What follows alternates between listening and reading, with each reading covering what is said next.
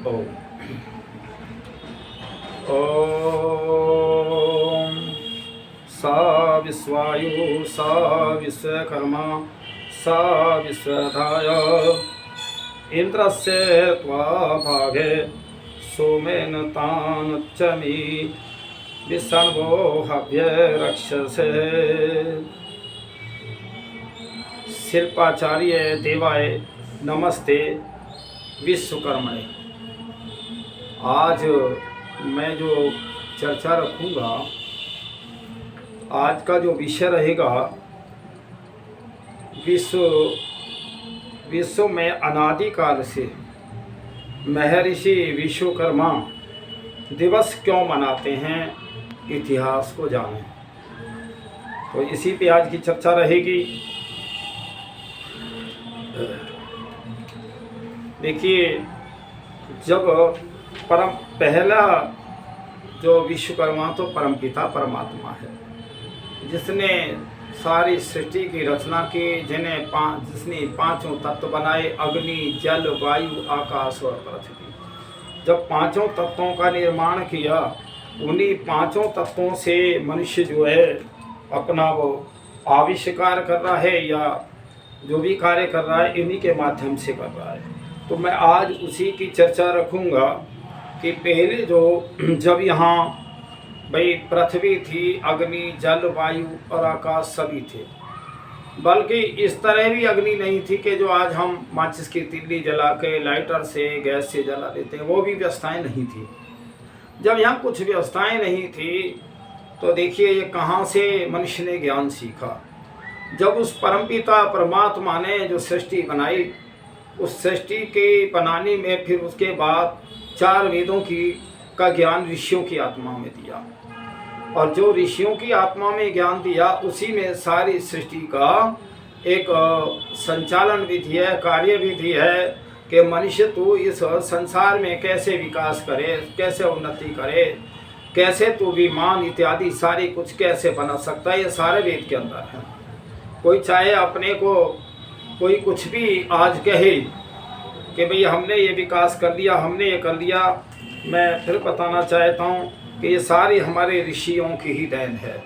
अगर ऋषियों का रिसर्च ना होता, ऋषि कहते हैं रिसर्च करता को, बहुत समाधि लगा के पहले तो ये रिसर्च जाना, परमपिता परमात्मा से जाना, और परमात्मा से जब ज्ञान प्राप्त किया तब वो बहुत वर्षों तक मौखिक में रहा, फिर वो वेद के ज्ञान को लिखा।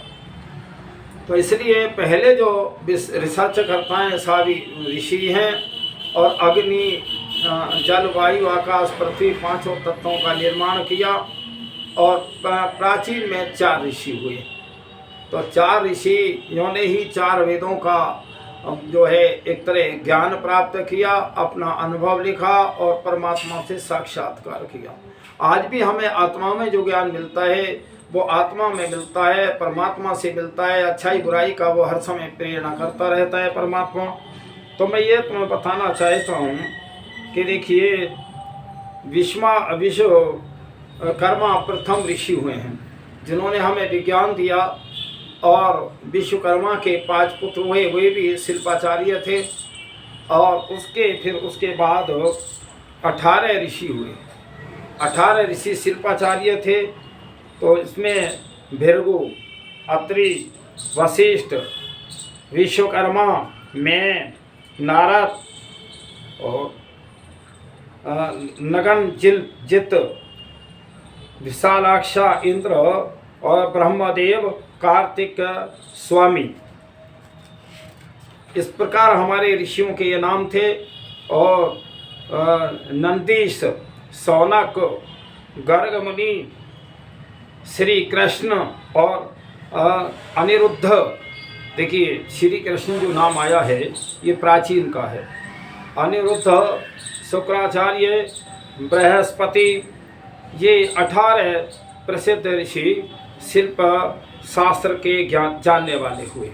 और मैं अब जो चर्चा कर रहा हूँ, ये जो सृष्टि बनी है 1,96,53,124 वर्षों पुरानी सृष्टि है। और तभी परमात्मा ने जब सृष्टि की सारी रचना कर दी, सारे तत्व प्रकृति के रचनीय, और जब उसके बाद जो मनुष्य की रचना हुई तो तब परमात्मा ने वेद का ज्ञान मनुष्य की आत्मा में दिया, ऋषियों की आत्माओं में दिया, और उस वेद के ज्ञान को प्रकाशित करते हुए और सारी यहाँ सामग्री उपलब्ध की। तो इसलिए ये हमारे जो पहले जो विश्व के विज्ञान के देने वाले विश्वकर्मा हैं, और आज तो भाई उनके ज्ञान से हमने बहुत कुछ आगे भी बढ़ गए, ऐसा नहीं है। तो इसलिए हमें उनको ही, और देखिए मंत्र दृष्टा ऋषि, मंत्र माने विचार करने वाले और चिंतन करने वाले और अध्ययन करने वाले ऋषि थे।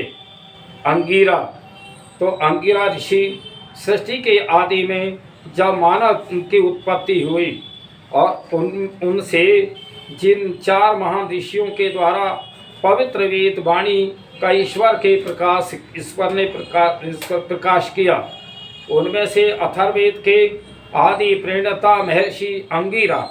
देखिए अथर्ववेद के जो जानने वाले थे अंगिरा ऋषि थे। कालांतर में अंगिरा क्लोत्मन ब्रह्मवंश परंपरा में अंगिरस कहलाने लगा और मंत्र दृष्टा हुए, और स्वाम्भव मनवंतर में अंगिरा ऋषि के पुत्र बृहस्पति और एक कन्या ब्रह्मवादिनी भुवना हुई, जो प्रजापति और ब्रह्मा विश्वकर्मा के अष्टम वसो प्रभास की पत्नी हुई, और जिसके गर्भ से ब्रह्म ऋषि शिल्पाचार्य विश्वकर्मा का जन्म हुआ, जो वेदों के ऋग्वेद मंत्र 10 सूक्त में और 81 के मंत्रों में आया है। फिर आया है महर्षि भारद्वाज। देखिए महर्षि भारद्वाज ने विमान का निर्माण किया। तो महर्षि अंगिरा के पुत्र देवगुरु बृहस्पति के पौत्र तथा संयोग के पुत्र भारद्वाज ऋषि थे, और इन्होंने अग्नि तप का साक्षात्कार कर उसे क्रियान्वित बनाया तथा अनेक शिल्प शास्त्रों, यंत्र, सूर्यस्य प्रकाश शास्त्र और अंबु मात्र और भारद्वाज शिल्प की रचना की। इनमें यंत्र सर्वस्व, जिसमें विमान रचना संबंधी समस्त रहस्यों का वर्णन है। तो ये विमान के जो जानने वाले थे वो महर्षि भारद्वाज थे। अब आता है मुद्गल ऋषि। वैदिक वांग्मय में इतिहास पृष्ठ 161-62 में इनका वर्णन है कि वहाँ लिखा है कि महाभारत और पुराणों के अनुसार मुद्गल अंगिरस पक्षीय गोत्र वाले ऋषि थे। ऋग्वेदीय और शाखाओं के नामों में मुद्गल शास्त्रों का नाम लिखा है। यह ऋग्वेद मंत्र के 10 सूक्त और 102 के मंत्र दृष्टा भी हैं। तो देखिए यहाँ फिर आता है गौतम ऋषि। मैं ये भी बताना चाहता हूँ जिनके ये गोत्र हैं, ऐसा नहीं है ये गोत्र आपको मुसलमानों में मिल जाएंगे, क्योंकि पहले जो एक तरह भाई चाहे ब्राह्मण हैं या कोई भी उसमें रहे हैं तो वंशावली में तो उनके गोत्र आज भी हैं। मैं तो हरिजनों से भी पूछता हूँ भाई तुम्हारा गोत्र क्या है, तो वो भी गोत्र ऋषि गोत्र बताते हैं। मैंने कहा भाई तुम पहले बहुत ऊंचे उसके वो थे भाई, आज किसी कारणवश से तुम हरिजन आ गए। हरिजन तो हमारे इतिहास में ही नहीं है कहीं भी। लेकिन ये मैं आज इसकी चर्चा नहीं करूँगा, क्योंकि आज मुझे विषय दूसरा लेना है। आज की चर्चा विश्वकर्मा पे रहेगी, प्राचीन में जो कैसा वो था विज्ञान। महर्षि अंगिरा वंश के देव ऋषि हुए और रघुगुणा भी कहलाए, और ऋग्वेद प्रथम मंडल 74 के और 93 के 20 सूक्तों के तथा अथर्ववेद कांड 20 के और 25 के मंत्र दृष्टा ऋषि थे। और फिर इसके बाद कश्यप ऋषि जो थे, महर्षि कश्यप मैथुन सृष्टि में होने वाले सप्त ऋषियों में से एक थे। देखिए अब एक वर्णन आता है, अब जो सृष्टि चल रही है वो मैथुनी सृष्टि है। माता पिता के मिलन से संतान उत्पन्न होती है। पहले जब सृष्टि की रचना परमात्मा करता है, अनादिकाल में कोई माता पिता नहीं होते, उसको कहते हैं मैथुनी सृष्टि परमात्मा पृथ्वी से ही पूरी बॉडी को जो है तैयार करके तब वो जवान अवस्था में होता है। फिर वो विषय बहुत लंबा हो जाएगा। फिर आता है महर्षि सांडिल्य। तो महर्षि सांडिल्य के ने सुमंतो, जैमिनी, भृगु, ओपगायन और मोज्जयन को पढ़ाया था। महर्षि सांडिल्य का वर्ण अग्नि के समान था, इस कारण इनका नाम और सांडिल्य हुआ। महाभारत काल में और युधिष्ठिर की सभा में इसी सांडिल्य गोत्र के ऋषि थे। तो देखिए आज भी भाई हमारे ऋषि गोत्र ही तो हैं। मेरा अपना गोत्र जो है मुद्गल ऋषि है, हम यजुर्वेदी हैं। तो ये सारी हमने पहचान खत्म कर दी महाभारत काल के बाद में। इतना ढोंग पाखंड हुआ या अत्याचार हुआ जिससे हमारी अपनी प्राचीन संस्कृति हम भूल गई। और फिर आता है महर्षि वतस। महर्षि वतस व्यवस्थ मनु कश्यप के पुत्र और नाभ देष्टि के पुत्र अम्बीरस हुए। इनके पुत्र युवनाश तथा युवनाश के पुत्र वत्स्य ऋषि हुए। सांडल्य ऋषि से ज्ञान प्राप्त किया। अब आता है महर्षि वशिष्ठ। वशिष्ठ ऋषि वेदों के मंत्र दृष्टा ऋषि थे। ऋग्वेद के 7वें मंडल के मंत्रों का साक्षात किया। यजुर्वेद सामवेद के अनेक मंत्रों के और मंत्र दृष्टा ऋषि हुए। अथर्ववेद कांड 3 सूक्त 19 के 8 मंत्रों को यथावत ज्ञान प्राप्त कर लोहे विज्ञान की और पूर्ण प्रख्याति प्राप्त की। मतलब जो लोहे से बनाई हुई चीज़ें हैं उनके जो ऋषि हैं महर्षि वशिष्ठ हैं। फिर आता है ये शिल्पाचार्य हुए और अनेक इन्होंने वो बनाए। अब आता है ऋषि कौंडल्य। ऋषि कौंडल्य ब्रह्मा के पुत्र मरीचि के कश्यप के और मित्रवर्ण के वशिष्ठ के वंशज कौंडिल्य ऋषि हुए जो गोत्रवार ऋषि बने। और ये मंत्र दृष्टा ऋषि थे तथा विशिष्ट शिल्पाचार्य उपदेष्टा थे। और गार्ग्यास में वर्णन है अध्याय 12 श्लोक 24 में वर्णित है 17 शिल्पाचार्यों में इनका नाम है। तो देखिए जो जितने भी जो विज्ञान के दाता थे सब ऋषि थे, सब ब्राह्मण थे। और फिर उपमन्यु ऋषि, ब्रह्मा के प्रपौत्र वशिष्ठ और वशिष्ठ के पुत्र महाराज प्रयु और की कन्या से उत्पन्न हुए। और भद्र तथा भद्र के पुत्र वसु और वसु के पुत्र महायशवी और ऋषि व्याघ्रपा के जो 2 पुत्र उपमन्यु तथा सौम्य ऋषि प्रसिद्ध हुए। अब आता है अग्नि ऋषि। अग्नि ब्रह्मा के मानस पुत्रों में से एवं चाक्षुष मनवंतर के 7 ऋषियों में एक अत्रि नाम से ब्रह्म ऋषि थे। और इनकी करदम पुत्री अनुसैया से विश्वामित्र और कृष्ण गोत्रे चंद्र दुर्वासा दत्त और 5 पुत्र हुए। और विश्वामित्र के बंधु छंदा एवं मधु छंदता के अधमर्षण हुए और चंद्र सोम के ऋषि जन्म हुए। तो इसलिए विश्वकर्मा की भांजी और इला प्याई थी। मूल गोत्र ऋषियों में इनका नाम है। ये विश्वकर्मा के शिष्य अत्रि मुनि और गोत्रवार मुनि हुए। अब आता है महर्षि शौनक। महर्षि शौनक अंगिरस कुल के प्रति और रुरु से ब्रह्म ऋषि सुनक तथा सुनक के शौनक ऋषि हुए। और इन्होंने अंगिरस ऋषि से शिक्षा प्राप्त की थी। महर्षि शौनक अपने समय के मुख्य वैज्ञानिक और शिल्पाचार्य थे। मत्स्य पुराण में लिखित शिल्पाचार्यों में इनका नाम है। अब आता है अभिजन भेद से नाम भेद हुए।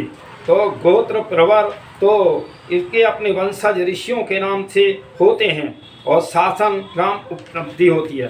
तो इसलिए इस प्रकार भाई ये हमारा मैंने थोड़ा सा भाई प्राचीन कुछ वंशावली ऋषियों की रखी और जो महर्षि विश्वकर्मा के जो वंशज हैं। तो देखिए पहला विश्वकर्मा तो परमपिता परमात्मा है जिसने सारी सृष्टि रचा। तो हम विश्वकर्मा तो हम उसी को मानते हैं जो परमपिता परमात्मा है। लेकिन उसके बाद में जो हम कहते हैं जिन्होंने भाई ये विज्ञान को दिया और विज्ञान को रचने वाले विज्ञान को रिसर्च करता वो विश्वकर्मा ब्राह्मण है। तो इसलिए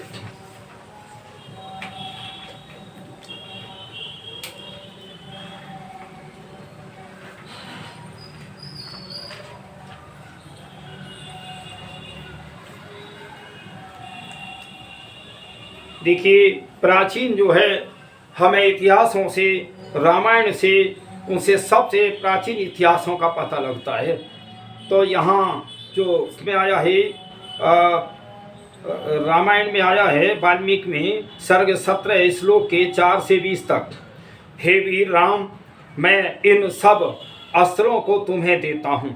तो जो उनके गुरु थे तभी तो वो उन्होंने सारे अस्त्र सौंपे थे। फिर कह रहे हैं लो यह महादिव्य दंड चक्र है। देखिए कैसे कैसे नाम थे। और पहले जो शस्त्र थे हमारे, अब हम जब राम को भी श्री कृष्ण अर्जुन को भी जब वो चलाते हुए देखते हैं वो अपने धनुष को और तीर जाता है वापिस आते हैं, नहीं तो इतने तीर कहाँ से आते, वापिस भी आ जाते थे मार करके शत्रु को। तो हे वीर, यह धर्म चक्र और काल चक्र, विष्णु चक्र, इंद्र चक्र, दिव्य वज्र, महादेवास्त्र और ब्रह्मशिर और ऐसिक और ब्रह्मास्त्र, मोदकी तथा सिरवरी और धर्मपास, कालपास, वर्णपास, अस्नेह, शुष्क और अर्धे पैनाक, नारायण शास्त्र, अग्नेय शास्त्र, वर्णाय शास्त्र। देखिए अग्नेय शास्त्र का वर्णन आता है, महर्षि दयानंद ने भी शताब्दी में किया है। अग्नेय शास्त्र का मतलब है कि अग्नेय शास्त्र के चलाने से अग्नि जल जाती थी और जब आग लग गई तो अब उसको आग को बुझाया कैसा जाए। फिर होता था ये वर्णाय शास्त्र, वर्णाय शास्त्र से बादल होकर वर्षा पड़ने लगती थी। आज तो मैं जब उसमें फोन में देखता हूँ आग लग रही है, जंगल जल रहे हैं, तो आज हमारे वैज्ञानिक को खोज करें कि कहीं ऐसे भयानक जंगलों में आग लग जाए तो हम बादल बना करके वर्षा बरस जाए, यही सीधा तरीका है। और इतना पानी कहाँ से आप लाओगे। तो यहाँ आता है फिर वर्णाय शास्त्र, अग्नाय शास्त्र और ये शास्त्र, कोंज शास्त्र, दो शक्तियाँ, कंकाल, किंकर्णी, मुसल, कपाल, कंकण, विद्याधर और नंदन शास्त्र, असी, रतन, गंधर्व अस्त्र, मोहन अस्त्र और प्रवासपन और सुलाने वाला जो बेहोश करने वाला और प्रशमन, सौम्यात अस्त्र, वर्षण, शोषण, संतापन, विलापन और माद्र अस्त्र, दुर्यस्य और कंदर दमन और मानव अस्त्र, पेशाच अस्त्र, तामस, सौमरस्य, सवर्त, सत्यास्त्र, परम अस्त्र और गायथ और सोर तेज, सोमास्त्र, शिशिरास्त्र और त्वष्टास्त्र, भगास्त्र और सीतेशु अस्तो। हे महाबालो राम, मैं इन महाबली काम रूपी कार्यवाहक अस्त्रों को शीघ्र ग्रहण करो। जिस समय भाई गुरु वशिष्ठ के पास पढ़ते थे श्री राम, चारों भाई पढ़ते थे, तो उस समय ही जो है उन्होंने ये सारी विद्याएं, सारा ज्ञान जो है श्री राम को समझाया था। तभी तो कोई राम का मुकाबला ही न कर सका। इसलिए विचार करो, आज हमें बहुत दुष्ट और राक्षस बढ़ रहा है इस पृथ्वी पे, हमें राम की आवश्यकता है, हमें श्री कृष्ण जी जैसे योद्धाओं की आवश्यकता है, हमें हनुमान की आवश्यकता है। मैं ये कहता हूँ तुमने मंदिर सबके बना रखे, इनमें जो है हमारे महापुरुषों के इतिहास होने चाहिए, उनकी ट्रेनिंग हो, प्रेरणा हो। तो मैं कौन दुनिया की ताकत है कि हम जो समाज को सुधार, हम तो सारे विश्व को सुधार सकते हैं। इसलिए विचार करो, पहले तो ये हम इन शास्त्रों की वो करो, और फिर हम देखिए श्री राम जो थे वो ऐसे थे, किसी ने बहुत कुछ उनके साथ गलत कर दिया, तब भी वो उसके साथ गलत नहीं करते। ये हमारी नीतियां रही हैं। हमने जो है पर हमारी सहनशीलता ने ही हमें गुलाम बना दिया। ऐसा भी नहीं होना चाहिए। मान लीजिए इतना भी हमें कमज़ोर वो नहीं होना चाहिए। मान लीजिए हम किसी की आंख तो ना फोड़ें, पर ऐसा भी ना हो कोई हमारी आंख फोड़ जाए। इतना तो हमें सावधान रहना चाहिए कि हमारी भारतीय संस्कृति कहती है कि हम किसी के साथ गलत नहीं करते, पर अपने में भी सावधान हो जाओ। और वो सावधान जहाँ होना था वहाँ हम जो है बहुत अंधविश्वासों में पड़ गए, राजा भी अंधविश्वासों में पड़ गए, इसीलिए भारत की संस्कृति लुट गई। इसलिए विचार करो, मैं एक एक शब्द को तो बहुत उसमें अगर कहें तो देखिए बहुत समय भी लगेगा। आज तो मुझे थोड़ा सा ही कहना है। और देखिए लंकापुरी का इतिहास है कि कुछ और तथ्य जो यहाँ प्रस्तुत किए जा सकते हैं। यह प्रसन्नता वैदिक अनुसंधान समिति रजिस्टर द्वारा और यौगिक प्रवचन पुण्य द्वारा तो ये कृष्णदत्त ने कहा है। तो देखिए ऐसा जो वो था वैज्ञानिक उसका भी था, रावण का भी था। ऐसा नहीं, अनुसंधान उसके भी वहाँ होते थे, रावण के भी। पर यह है कि कई बार हम इन अनुसंधानों का गलत प्रयोग करते हैं, तो इससे हम विनाश भी कर लेते हैं। तो राजा रावण के यहाँ और भगवान मेरे यहाँ पृथ्वी अनुसंधान नाना वैज्ञानिक हैं जो पृथ्वी के ऊपर अन्वेषण करते हैं और वह लोकांतरों की यात्रा करने के में सफलता प्राप्त करते हैं। हे पृथ्वी अनुसंधान शाला को त्याग कर और अमृतशाला में गई। तो देखिए अमृतशाला के अंदर जल के ऊपर नाना प्रकार का अन्वेषण हो रहा है। यह जल क्या है? यह अमृत है। यह भी प्रसन्नता को प्रदान करने वाला उन्होंने क्रियात्मक जल को अन्वेषण किया। फिर आता है अनुसंधान था अग्नि का। तो फिर कहा कि यहाँ अग्नि कहाँ किस प्रकार की अग्नि उद्भूत होती रहती है। एक अनुसंधान, ये तो मैं भाई जो लंका के जो राजा रावण थे उनके अनुसंधान की चर्चाएं कर रहा हूँ। एक अग्नि और बनवानन नाम की कहलाती है, और जब समुद्रों में अग्नि प्रदीप्त हो जाती है तो जल पलायन हो जाता है। तो यहाँ फिर आता है सूर्य अनुसंधान। आज हमारे वैज्ञानिकों ने भी भाई चंद्रमा का अनुसंधान किया है, सूर्य का किया है। मैं फिर भी आज मैं अपने वैज्ञानिकों से और विश्व के वैज्ञानिकों से, मेरा अपना कोई, मैं तो सारे विश्व की बात करता हूँ, तो ये वेदों को पढ़ें। वेद में जो है भाई जो यजुर्वेद है, यजुर्वेद के अंदर और सारे वेदों के अंदर विज्ञान भरा पड़ा है। आप बहुत कुछ खोज सकते हैं, और जितना आप यहाँ तक भी आए हैं, जो आप का ये कर रहे हैं, ये भी सारा वेदों की देन है। अब मैं बताना चाहता हूँ, पहले जब मैं तो छोटा ही था, 47 का जन्म है, उससे पहले कहते थे कि ये चीज़ वहाँ से जर्मन से आई है, ये वहाँ से आई है, वहाँ से आई है, लेकिन भारत में नहीं बनती थी। तो इसका कारण क्या रहा है कि यहाँ जो है सारे ऋषि मुनि तो यहीं हुए और वेदों से ज्ञान प्राप्त किया। यहाँ जब हम गुलाम हो गए और यहाँ तरह तरह के ढोंग और पाखंड बढ़ते चले गए, तो वेदों को पढ़ना छोड़ दिया। वेदों की जो छोड़ करके मूर्ति पूजा चली, उनको ही पूछने और उन्हें कहीं पत्रा देखना, हाथ देखना, मुहूर्त देखना, उसी के कारण हम गुलाम हुए। तो मैं बताना चाहता हूँ, तो यहाँ से वेदों को जो जर्मन वाले ले गए, जर्मन वाले यहाँ का इतिहास खत्म कर दिया। वेद एक तो है ना, वेद और भी रह सकता है, लेकिन महर्षि देव दयानंद ने वेद भी संपूर्ण जो है जर्मन से मंगवाए और उनका रिसर्च करके आज हमें वो वेद जो है आज हैं, और कोई भी वेद पढ़ सकता है। अरे मनुष्य जन्म इतना अमूल्य है, परमात्मा ने तुम्हें दिया है, तो इसका लाभ उठाओ और वेदों को पढ़ो, परमात्मा को जानो, आत्मा को जानो, संसार को जानो, धर्म को जानो, अधर्म को जानो, पाप पुण्य को जानो। हमें मनुष्य जन्म इसलिए मिला है क्या? हमने ठीक है बहुत आविष्कार तो किया और हम कहीं हम लाखों लाखों लोगों को मार दें, क्या इसीलिए आविष्कार है? ये विचार करो। तो मैं फिर आता है चंद्र अनुसंधान। चंद्र का भी अनुसंधान किया, चंद्रमा की दूरी बहुत पहले ही नापी है, और सूर्य का भी। और तभी तो वेद के अंदर लिखा है कि इनमें जो है वसु नाम आया इनका। वसु इसलिए कि इनमें प्रजा बसती है।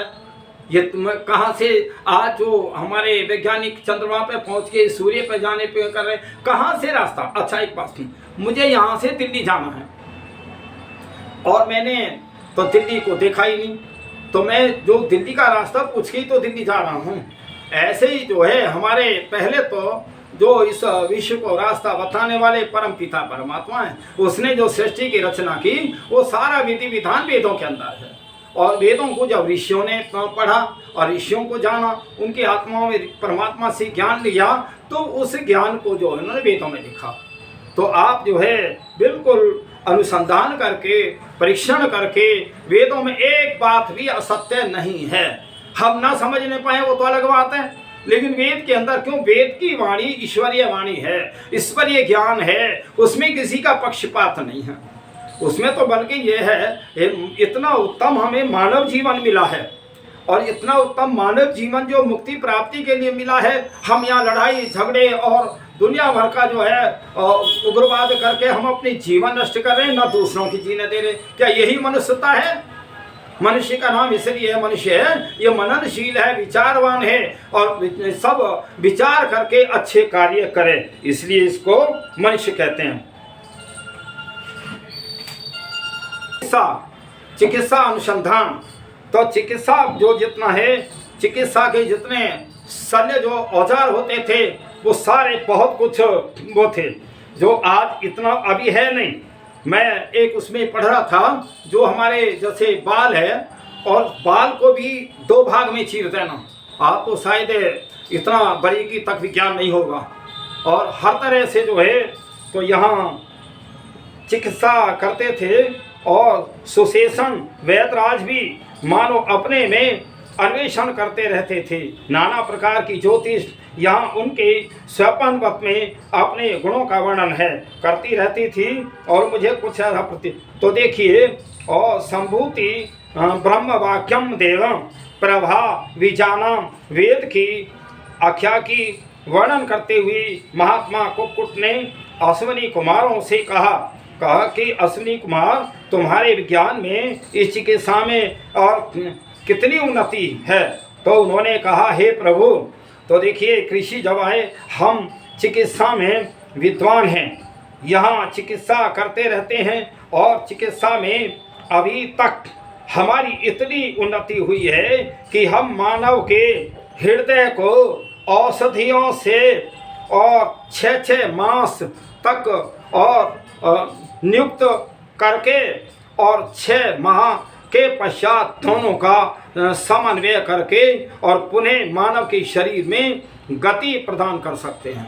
तो देखिए ये तो बहुत कठिन है, जो असंभव सा लगता है, लेकिन ये हमें प्रमाण मिल रहे हैं। और देखिए जब लक्ष्मण जी बेहोश हो गए, तो एक वैद्य जी जो है उनको बुलाए, वहाँ से औषधि लाए, और उस औषधि से लक्ष्मण जो बेहोश पड़े थे, और उस समय तो राम भी बड़े विलाप कर रहे थे, और वो कह रहे थे कि देखिए आज भाई पत्नी के प्रति मैंने इतना युद्ध किया, पत्नी तो और मिल सकती है, स्त्रियाँ नहीं, पत्नी नहीं मिलेगी, और स्त्रियाँ तो और भी मिल सकती है, लेकिन भाई नहीं मिल सकता।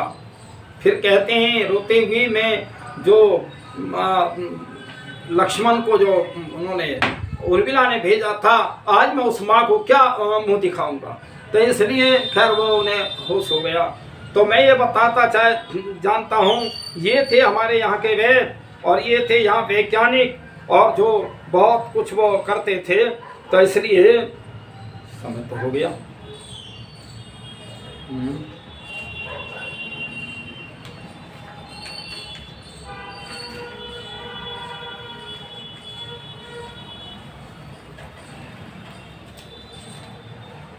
तो मैं आज जो विचार है मेरा शिल्प पे ही था।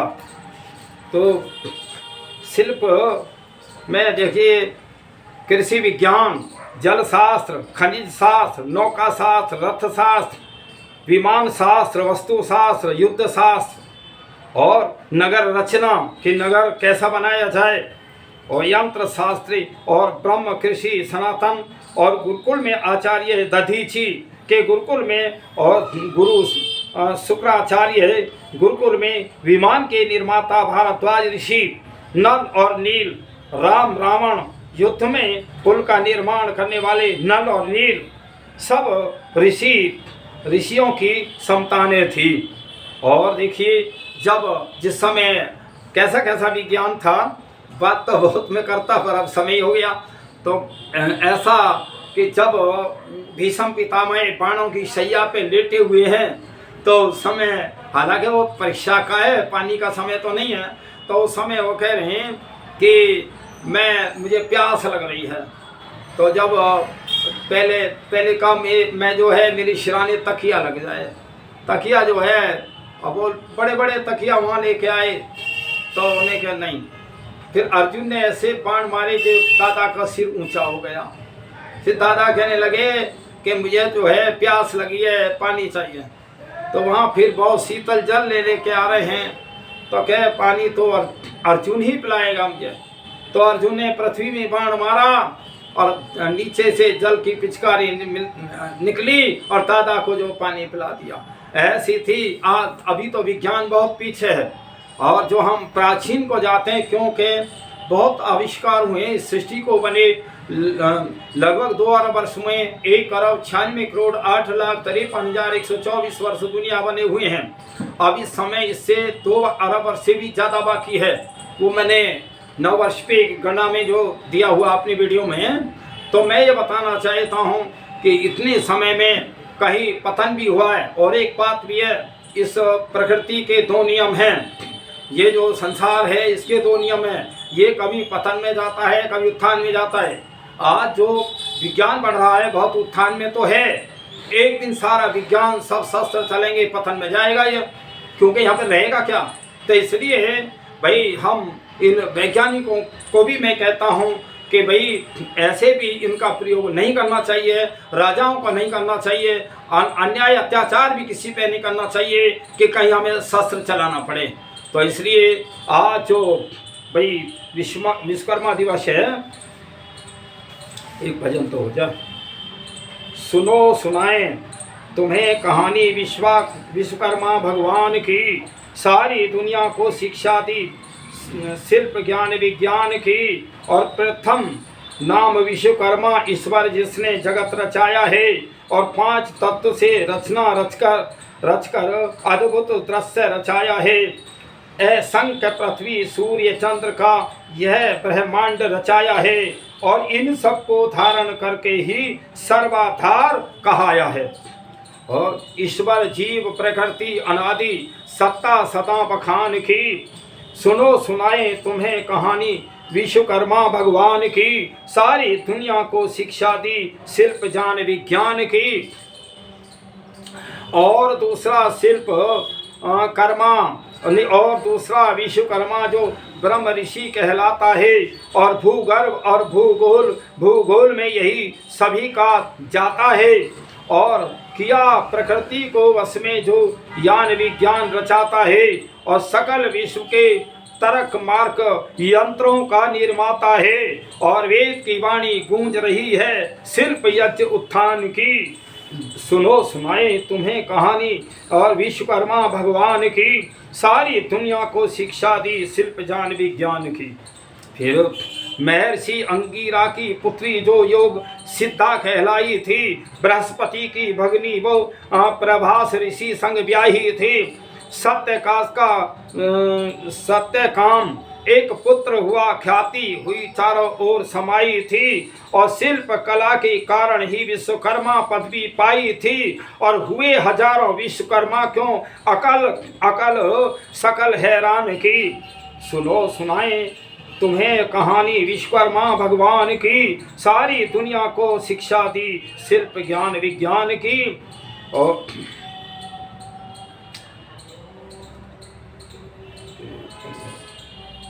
और कुल श्रेष्ठ विश्वकर्मा जी के साथ में जो परनाई थी, विश्वकर्मा के 5 पुत्रों की जननी कहलाई थी। मनु में त्वष्टा, शिल्पी और देवज्ञ कहानी गाई थी और मनुस्मृति जैसे ग्रंथों से कथा यह निर्माण की। आज विश्व की दौड़ हो रही एटम बम तोप विमानों की, सूर्य चंद्र लोक से बाजी है रॉकेट महानों की। देश व जाति को आवश्यकता कल पुर्जे कारखानों की, वीर दुश्मनों का मुंह तोड़े आयुध के निर्माणों की, और मातृभूमि और देश प्रेम के उत्तम गौरव गान की। सुनो सुनाए तुम्हें कहानी विश्वकर्मा भगवान की, सारी दुनिया को शिक्षा दी शिल्प ज्ञान विज्ञान की। और उन्नतिशील कार्य अपना जग में करके दिखलाना, और विज्ञान ज्ञान विद्या फल मानवता में आगे बढ़ जाना, और सहयोग संगठन से जाति की ध्वजा विश्व में फहराना, और धर्म नीति और राजनीति में भी पीछे मत रह जाना। और रति राम क्या कदर करोगे भीष्म के व्याख्यान की। और सुने सुनाए कहानी विश्वकर्मा भगवान की, सारी दुनिया को शिक्षा दी शिल्प ज्ञान विज्ञान की। देखिए, जो आज भी अगर रिसर्च करता हमारे भारत के विद्वान ये समझ लें, क्योंकि हम समाधि लगाना जानते हैं, योग जानते हैं, इसलिए हमको जो है परमात्मा से महान शक्ति और ज्ञान मिलता है।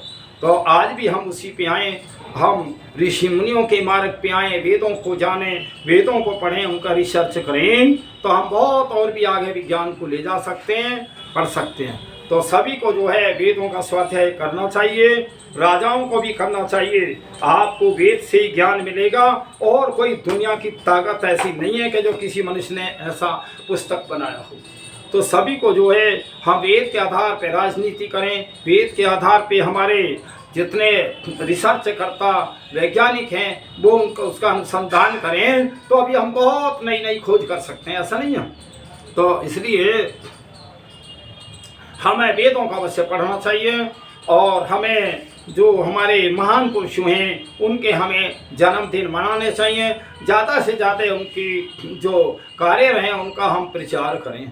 आज जो विश्वकर्मा दिवस सारे विश्व के अंदर मनाया जा रहा है, जितना कल कारखाने मोटर गाड़ी विमान इत्यादि सब चले हैं, जब यहाँ कोई साधन नहीं था उसके आविष्कार महर्षि विश्वकर्मा रहे हैं। आज उनका हम जन्मदिन मना रहे हैं, और भाई ऐसे ही सभी विश्व के लोग महर्षि ऋषि मुनियों के अच्छे लोगों का जन्मदिन मनाना चाहिए, जिससे आने वाली पीढ़ी ये समझे कि वास्तव में हमें इनसे ज्ञान मिला है, इनसे विद्या मिली है, इनसे हमारा विकास हुआ है। तो मैं सभी से करवत प्रार्थना कर रहा हूँ सारे विश्व के लोगों को कि भाई विश्वकर्मा दिवस मनाना चाहिए। ये ऋषि थे, बहुत उच्च कोटि के विद्वान थे, और ज़्यादा से ज़्यादा मेरी वीडियो को शेयर करें, ज़्यादा से ज़्यादा लाइक करें, ताकि जो है सभी को अच्छा भाई मार्गदर्शन मिल सके। और मैं तो ये कहता हूँ कि जो मेरी वीडियो जितनी भी हैं सबको सुन करके समझ करके, एक बार ना समझ में आए दोबारा तिबारा, इन्हीं में सारे प्रश्न होते हैं। आपको अलग से कहीं कोई प्रश्न की आवश्यकता भी नहीं है करने की। तो आप ज़्यादा से ज़्यादा इनको प्रचारित करेंगे, समझेंगे, तो वास्तव में विश्व के अंदर विकास होगा। हम तो विश्व का विकास चाहते हैं, हम आर्य लोग हैं, हम एक का नहीं कि हम अपना देश है उसका, हम तो सारी दुनिया का जो है विकास चाहते हैं। और मैं सभी से ये कहता हूँ, सभी अपने दुनिया वालों से, देशवासियों से, परमात्मा सबकी आत्माओं में ऋषि मुनियों का ज्ञान प्राप्त करे और उनको ज्ञान मिले, ताकि जो अच्छाई आएँ बुराई दूर हों। ऐसी मैं परम पिता परमात्मा से प्रार्थना कर रहा हूँ, कामना कर रहा हूँ, हे प्रभु सारे विश्व के अंदर फिर जो है विज्ञान की शक्ति, हमारे ऋषि मुनियों का जो विज्ञान है वही प्रचलित हो आज। तो इसलिए भाई सभी जो है आज विश्वकर्मा दिवस मनाएं। मैं इतना ही सभी से कह करके करवत प्रार्थना कर रहा हूँ। ओम शांति।